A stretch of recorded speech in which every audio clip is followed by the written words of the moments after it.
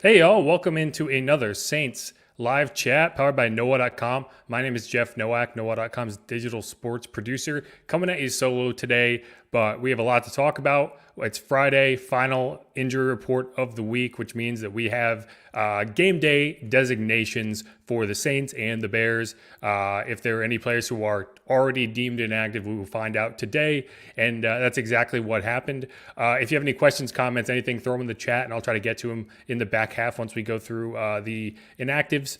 There aren't many to go through, but there are important ones, and we'll hit them up here. I have our homepage over here to my left. If you're looking for any Saints news, any coverage, any analysis, make sure to head over to NOLA.com/sports/Saints, and you'll be able to find it there. I'm going to pop over from that to the actual Saints injury report and make it a little bigger over here on my screen so y'all can see it. So, well, that's not easier to see. Let's see. Yeah, well, you're just going to have to squint. I can zoom in a little bit and make that easier for you. Actually, hold on. Let me stop that one and try it on another browser. We're going at you in real time here, so bear with me.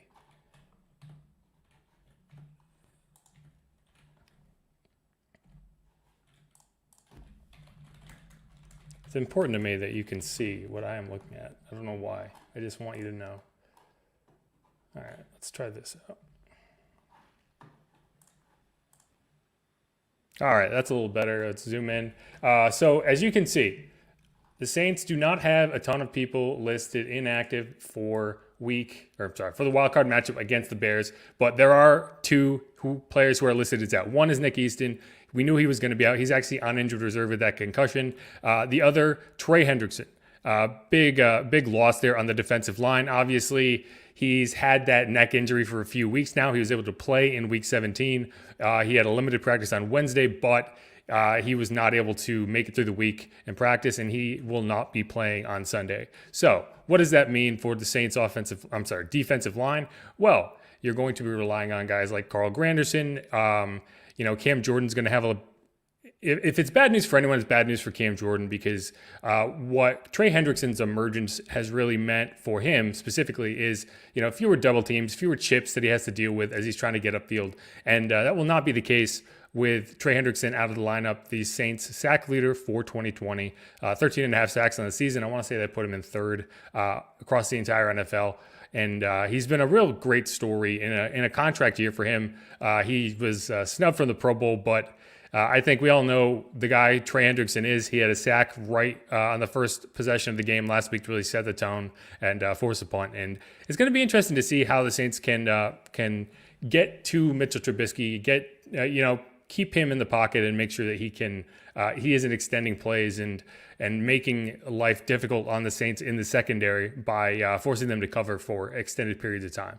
But I think that, as I said, when Trey Hendrickson was out in week 16, Carl Granderson has actually had a really solid season coming in those kind of spot roles. He came in after Cam Jordan got ejected against the Chiefs, and he was part of that scissor collision that forced the fumble from Patrick Mahomes late in the game. So I think that you're going to see a very stout backup performance from him. But it does impact what you're going to do there. And we'll see how that develops if the Saints win this game and go forward. He's going to be a very important guy as the Saints try to make a run of the Super Bowl, assuming they beat the Bears. What is his status going forward? It wouldn't shock me if this was a situation where they're taking kind of the longer approach than thinking, okay, if he comes out this week and re-injures it and we lose him for the rest of the playoffs, what does that mean? I don't know, but it'll be interesting to see how that develops. But one way or another, you look at the Saints injury report, and what's striking are the guys who are not listed as out. Right. So you have Marcus Williams, full practice Wednesday, Thursday, and Friday. That's a good thing. Obviously, you're going to get him back. Big, important part of that secondary that's back in action. Taysom Hill, another guy, he left the field midway through the fourth quarter against the Panthers, and it was ruled he had a concussion. He didn't come back in. Limited practice Wednesday, full practice the last 2 days. Another good sign, and you're going to get him back. And guys returning to practice this week: Michael Thomas, Deontay Harris, CJ Gardner-Johnson was cleared from COVID today, as he announced to the world last night on Twitter. Alvin Kamara still a question mark. He's supposed to come off the COVID list on Sunday. It still remains to be seen whether he will be a part of the game plan, a significant part of the game plan, or active at all. You're just going to have to wait and see on that. You're not going to get any hints from Sean Payton other than trying to misdirect the other team one way or the other. So we're going to have to see on that. All the running backs other than Alvin Kamara are back in action. You got Latavius Murray, Wayne Washington, and Michael Burton back at practice this week. So all things considered, the Saints are coming into this matchup about as healthy as they have been all season. When you look at how things developed with the decision to put Michael Thomas and Deontay Harris on IR before week 15 with the goal of getting those guys healthy. They've been battling injuries, and the goal was to get them healthy as you got to the playoffs. They come off IR, and you get to go into a game with as healthy of a roster as you can. And, in hindsight, that was the smartest move they could have made, because it didn't really matter whether they beat the Chiefs. The Saints were not going to get the 1 seed. The best case scenario, if the Packers won out after losing to the Eagles, was the 2 seed, and that's what they got. So that loss to the Chiefs really didn't mean anything in the long run. They still got the 2 seed. They still have, the potential to go to the NFC Championship in Green Bay if they get there. If the Packers lose and the Saints get to the NFC Championship, it would be at the Superdome. So the gamble paid off there. You still gave yourself a chance to get that 1 seed, and the Packers never lost. So the silver lining there is you should have a healthy Michael Thomas. You're going to have to wait and see. He still hasn't been added to the active roster, so you're not going to see him on the injury report here one way or the other. But all indications are that he's going to be a full go. You would like to see him hopefully get through that game without any further injury concerns on that ankle. It's been an injury that has hampered him all season long.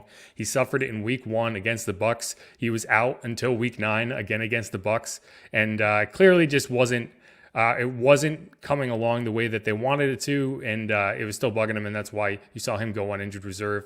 Deontay Harris coming back. Sorry if you hear a dog barking in the background. He's losing his mind. Deontay Harris coming back is another thing that, you can't measure his impact in the return game. He hasn't quite had the season that you saw from him last year in his all-pro season, even when healthy. But he's a guy who can break a game at any point. So that's important. I'm going to scroll down here to the Bears injury report, which is going to force me to zoom out because the Bears decided to list 16 players on their final injury report. It was 19 yesterday. 2 guys that are not on here today, Akeem Hicks and Jimmy Graham, were listed on here as veteran rest days. Both of those guys will play, both former Saints, if you recall those years. Both third-round draft picks who went on to be Pro Bowl players, and obviously we all know about Jimmy Graham, but Akeem Hicks is a huge piece for them in the middle. They're going to have him. He was banged up last week. The other guy on here that is notable, Allen Robinson. He has been listed with a hamstring injury. He didn't play last week, if I'm correct, if I believe. And so he was a full practice on Wednesday, full practice on Wednesday. They didn't practice yesterday. Practice limited today, but he is not listed with a game day designation. So all indications are you will see a full go from Allen Robinson, which, he's an excellent wide receiver. It always amazes me how overlooked he is when you talk about the top tier of wide receivers. He is in it. He is legit. And it's just a question.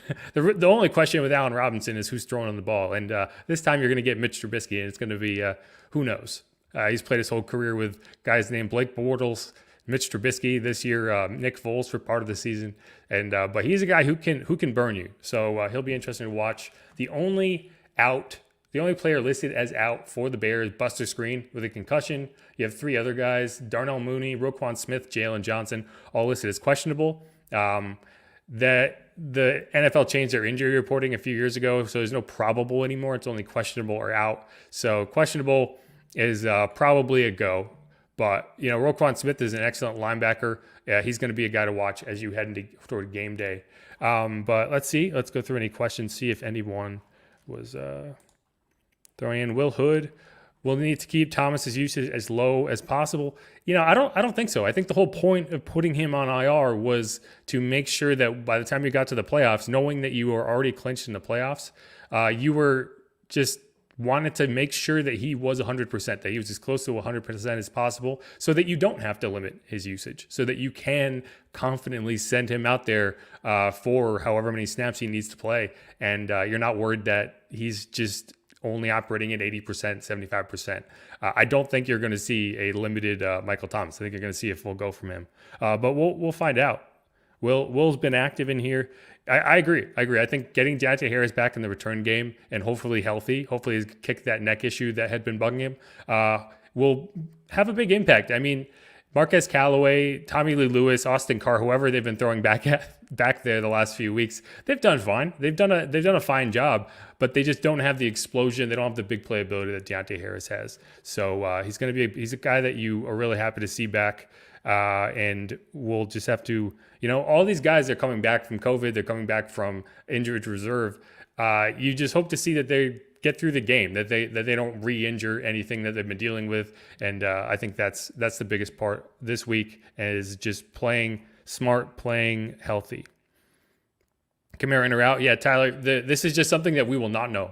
We will not know until Sunday, because Sean Payton will not tell you. It is just the Saints have a way of keeping these situations under wraps until the last second. They use it to their advantage whenever they can, and this is just going to be another situation where you're going to have to listen to what's said and then throw it out the window, because it's probably a misdirection anyway. I think he's going to be active one way or the other, assuming he gets cleared from the protocol. The question is going to be, how much is Alvin Kamara used? They've been trying to keep him in the loop in terms of planning, in terms of game plan, film study, all that over Zoom. And I don't know. I don't know how difficult it would be to kind of get your mind where it needs to be for game day over Zoom without practicing for a week and a half. Who knows? But I think one way or another, you're going to see him in a limited role compared to what you would normally have. So whether that's 60% of what the snaps he would normally take, 80%, 20%, whether he's completely out there as a decoy, who knows? But it's not going to be an answer you get until the Saints get out there on the field on Sunday. And you can stream it on Nickelodeon. Maybe that'll help ease some of the pressure. They're going to have a Nickelodeon simulcast with this whole bonanza. And I don't even know what to expect other than a lot of slime. Sean Payton said that he didn't even know that the game was going to be simulcast on Nickelodeon until he saw a tweet about himself getting slimed. And he said that he volunteers to be slimed if the Saints win. So keep an eye out for that one too. Does Trey Hendrickson have the same injury? I mean, they both have neck injuries, but I don't know if the same is a it's tough to know exactly what the injury is. Again, with these injuries, you don't get a ton of details. When you see neck on the injury report, a lot of the times that's all you're getting. Usually you don't end up getting like real descriptive information unless a guy goes out for the season and he has to have surgery, and there's no competitive advantage to, keeping that low key. That's what happened with Kamara. You didn't find out until postseason when he revealed it that it was an MCL injury last year. And that's going to be the same thing this year. So, for instance, Marcus Davenport was listed on the injury report to start the season as, he had an elbow, then he had a toe, whatever that means. It's always tough with these injuries. But if these are significant neck injuries, you wouldn't try to play through them. So it's tough. But I think you're just going to have to wait and see on Trey Hendrickson. Graham won't produce against us. Well, I don't know if won't is the word. Can he is the question. And, he's a red zone guy. From what Saints remember Jimmy Graham, they're going to be remembering this explosive, dynamic guy. He's still a good tight end. He's not that guy anymore. But he's a guy when you get into the red zone, he's going to be a target. He's still huge. He can still go up and get the ball. And I think if you hear from Jimmy Graham a lot in this game, it will be inside the 20-yard line when the Bears get there, because that is where he has made his biggest impact in the last few years. Did Mike practice today? Yeah, Mike has been at practice all week. So the issue is, for whatever reason, the NFL does not require teams to add them to the injury report or the practice availability until they list their inactives on Saturdays or Sundays. whatever the timetable is. So he's not going to be on this injury report one way or the other. So he could have theoretically not practiced today, and we actually wouldn't know because they didn't let the media in, and he's not on the injury report because he's not on the active roster. So by all accounts, he did practice throughout the week. He was there on Wednesday, and so as far as we know, he did. Taysom dad. Secondary has his number. Who knows? All I'll say is the game in week 8 against the Bears, if you're looking at that game and trying to pull any real strong connections from how that game went versus how this game is going to go, it's probably a lost cause because this Bears team is completely different from an offensive perspective than what you saw in week 8. I mean, Nick Foles is a fine quarterback. He's obviously won a Super Bowl. You saw him in the playoffs a few years ago against the Saints. But the way he operates versus the way Nick Foles operates, two completely different wavelengths. Mitch Trubisky is a much more mobile guy. He's going to run the read option. He's going to run zone reads. He's going to get outside the pocket. He's going to try to use his legs to create opportunities downfield the way Nick Foles could not and cannot. And so I don't think that game is going to have much of a resemblance to the way this one could turn out and probably will turn out. But all right, I think that's about it. Again, my name is Jeff Nowak, NOLA.com's digital sports producer. I'd like to thank everyone who jumped in, who followed along here. Hope I got to as many questions as I could. And if y'all want to ask me any more questions, you want to hit me up on Twitter. Again, my name is Jeff Nowak. The Twitter handle is Jeff_Nowak because someone stole my name on Twitter and I had to put that stupid line in there. But DMs are always open. Feel free to follow. Feel free to tag me in anything and I'll get back to you. But otherwise, I'd like to thank our sponsor, Hancock Whitney Bank, for helping us bring you all these live chats. I really enjoy doing them. I'll be back with you on Sunday pregame for a nice live chat pregame as we've been doing. And we'll see what happens until then.